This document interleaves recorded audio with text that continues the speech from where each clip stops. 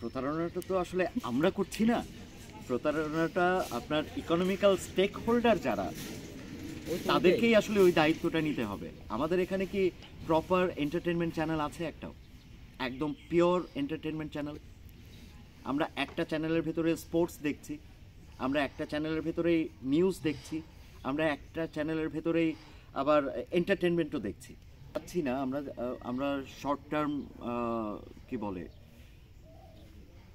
মানে short term আর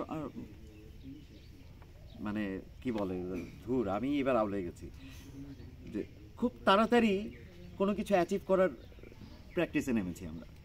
একটা channel যখন ইউটিউবের উপরে বেস করে চলছে, একটা টেলিভিশন চ্যানেল চলছে ইউটিউবের ভিউকে বেস করে, তাহলে আসলে চ্যানেলের অস্তিত্ব কি থাকে?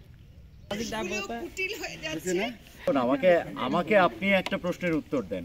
আমাদের স্বাধীনতার পরে এখন পর্যন্ত আমাদের ইন্ডাস্ট্রি লিড করছে যে মানুষগুলো, খুব বেশি চেঞ্জ হয়েছে কি?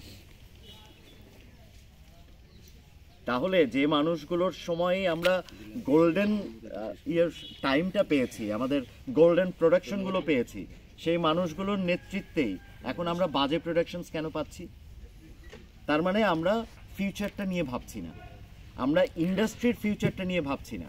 আমি যদি আপনাকে মনে করিয়ে দিই যে যখন আমাদের সিনেমা শুধুমাত্র একটা কমিউনিটি বেসড হয়ে গেল, ওই কমিউনিটি টেস্টে বানানো শুরু হলো, সেটার ফলাফল কিন্তু আমরা এখন পর্যন্ত ভোগ করছি। কত হাজার সিনেমা হল থেকে 100 সামথিংয়ে নেমে এসছে, এবং এখন আপনি যে সিনেমা নিয়েই হলে যান, কোনোটাই আসলে দর্শকের টেস্টের সাথে মার্চ করছে না, কোনোটাই দর্শক প্রপারলি গ্রহণ করছে না।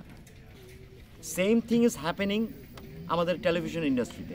আমরা একটা কমিউনিটিকে বা একটা টেস্টের মানুষকে যখন ফোকাস করছি, তখনই আসলে বাকি আরও যে সারাউন্ডিংস কমিউনিটিগুলো আছে, ওরা কিন্তু এই জায়গা থেকে দূরে সরে যাচ্ছে।